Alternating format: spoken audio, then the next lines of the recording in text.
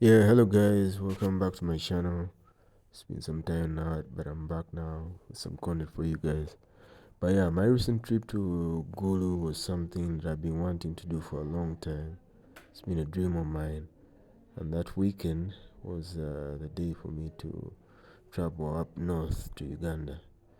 So yeah, Google Maps says here it's 5 hours and 36 minutes. I did way more than that on this journey on my motorcycle. Honda Street 600. Yeah, so I did way more. I did the journey in about 2 days.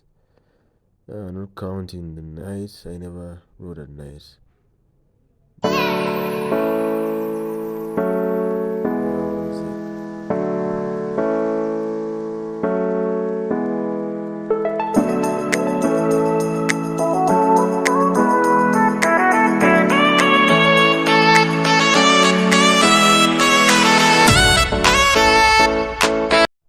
So yeah, some of the reasons why I did this journey in more than 5 hours that Google says was partly because I had to stop a lot on my way to check my radiator, which the coolant lines were leaking.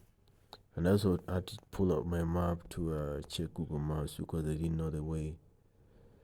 So yeah, there was around Matuga where I stopped and took some pictures. And then when I was just starting the journey, yeah, I got somebody to take some pictures of me.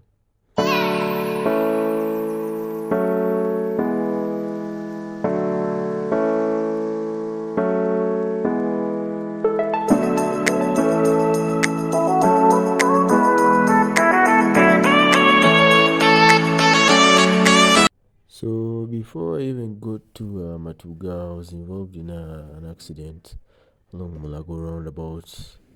There was oil on the road on the roundabout, and I was trying to maneuver it around, and I slid, and my bike fell in the middle of the road. So the rear brake lever got bent. Yeah, and I had to stop by on the side of the road. I almost gave up because how do you start a journey and you get an accident, and just before you even start the real journey.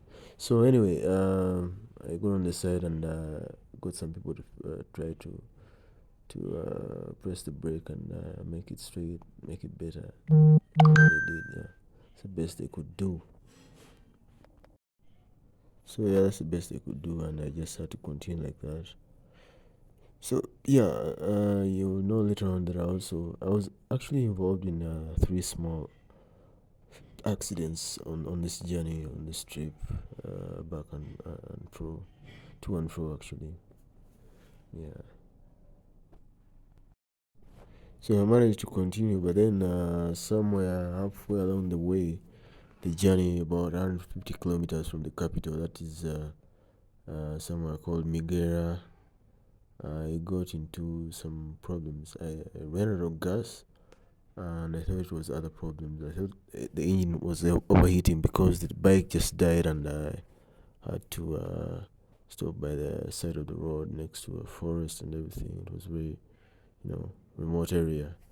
So I stopped by and I checked the bike and I tried to get some water from somebody who lived in a hut nearby there. So he was kind enough to give me some water to put in the bike. But then all this while I never checked the tank, which I managed to check after all the other things, checking after the other things, and the tank was empty. And I had to get a border and go behind and then get some gas. So all this happened here at around 4:35 p.m. ish, because I left Kampala at around midday, and I got here at 4:35 p.m. So, and I was stranded here for about 2 hours, 1 hour and a half. Yeah, but then I managed to get some gas and then put in the bike and then just continue the journey. Yeah.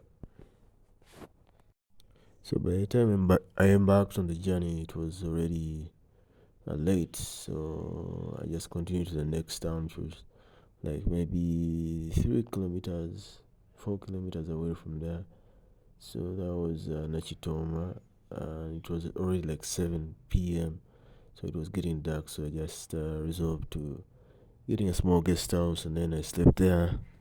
And I thought I shouldn't be riding at night because I don't know it's my first time on this road. So yeah.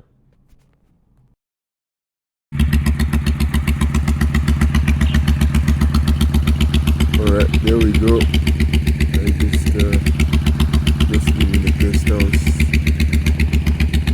Staying in for the night on my way to Gulu. This small trading center is called Nachitoma.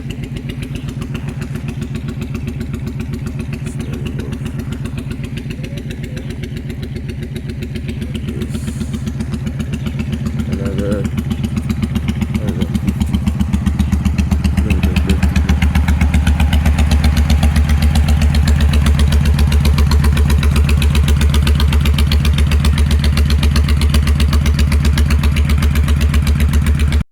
So I left Nachitoma at 7 a.m. in the morning and continued up north. This is when I reached Karuma Bridge. As you cross into the northern part of Uganda. It's so beautiful. I loved it. I love the sight of the bridge and that water, the waterfalls and the rapids actually, and the whole kind of vicinity was wild. Yes, goddamn, crossing Karuma Bridge in northern Uganda. So beautiful and wild here. Goddamn.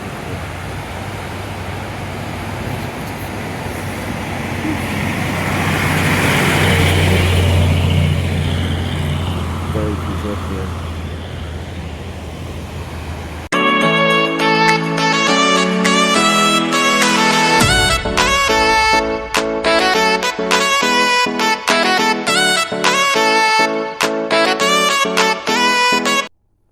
So I arrived in Gulu at around 11 a.m., 11:30. Yeah, after all those hours, I think in total could have been around 9 hours of traveling. It was Sunday morning. Yeah, and I still had some energy on me. It was only 4 hours of traveling, so I was good to go. So I had to also start on why I was there. So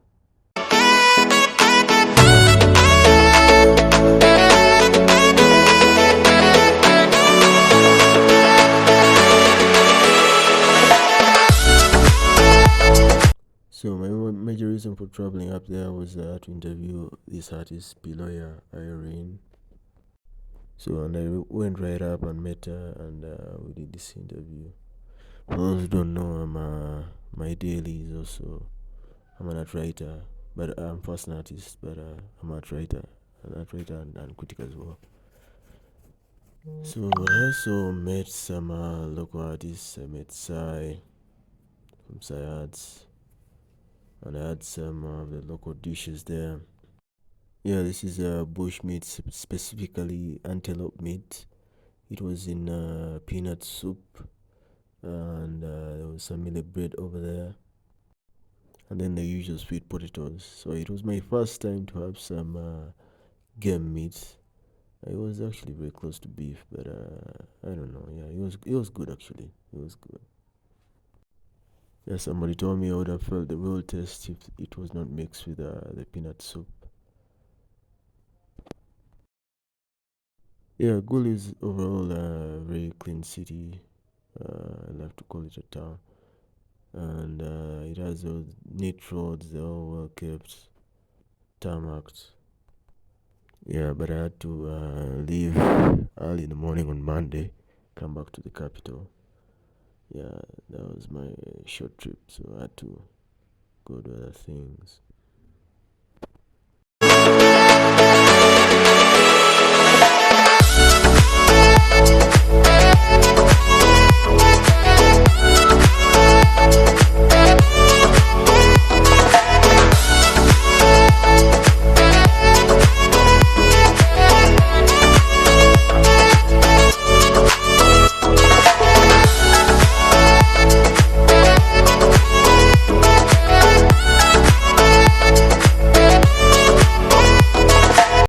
So Monday morning I set off, but I got into some other issues as well.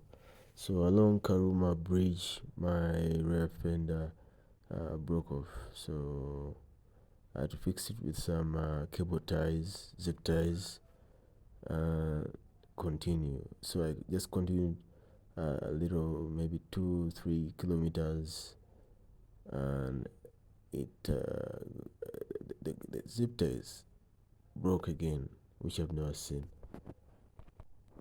So it's pretty unheard of for zip ties to break, but they broke. Lucky enough, I was approaching a trading center called Katolikire. So I stopped by there and asked somebody to direct me to a welders. So, and they did.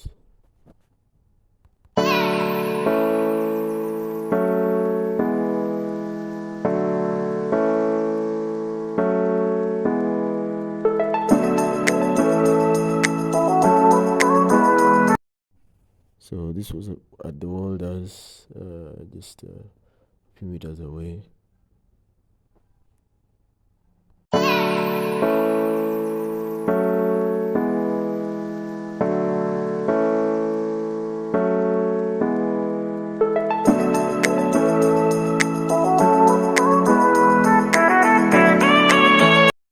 And this is David, a new friend I made who directed me to the welder and helped with other things as you get to know. So this is David again after putting the bike together. But that was after a whole bunch of other things that came up. Because when the boy was welding, he knocked on one of the lines, the wires that lead from the battery, and I think it knocked the frame, so it short circuited and just fried the battery. So I had to go and look for a new one in the next town, which was called Boyale, and David helped a lot with that. So we had to get a new battery. So the new battery was longer, taller than the one I usually run. So we had to, fit in there and do a whole bunch of things to make it fit. But yeah, I was mostly good to go for the journey. Must have been around 1-2 p.m. when I stopped at Catholic to fix the battery and the fender. But yeah, it only just disturbed me a little bit when it kept moving off, switching off because it was cramped. It couldn't fit there. So, but yeah, I was mostly good though. Maybe around Luero, I got some issues when it rained. I had to leave the bike, get rained on. Actually, that was very close to Matuga when the rain formed me in the way, and I had to take shelter and leave the bike, get rained on. It couldn't start after the rain had stopped. Yeah, but then also before that in Luero, I remember stopping somewhere and the bike couldn't switch on, and I had to slap the battery side of the bike to get it back on. Yeah. So I got home at around 7 p.m. on that Monday after a whole day of riding. You can imagine, I don't know if you can see the tiredness on my behind the smile on my face. But yeah, so many lessons I learned through this trip. And one of them was you have to prepare to the T. And I jumped onto this trip without enough preparation. Yeah, I might have some tools on me and some clothes and everything, but yeah, there was just something I needed to do a lot more preparing for the trip. But yeah, at least I did the trip and came back alive. Because sometimes when you wait to be very prepared, you might never do something. You just have to jump in sometimes. Because I remember also I never had enough money for this trip. I actually didn't have enough money for this trip. So I had to borrow some money when I was coming back because what I had couldn't bring me back with all the fuel and everything. Yeah, it couldn't.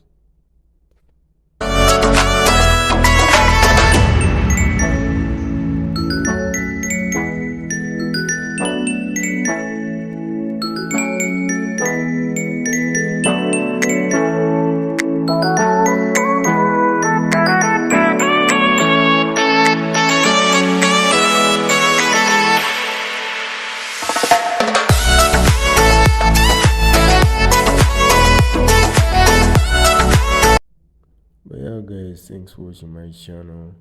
I don't think I can exhaust everything about this trip. There's a lot to unpack. There's a lot happened. But I need a better camera, maybe chest mount. Planning to get that. GoPro is more expensive, but I have to get that in future to make better content for you guys.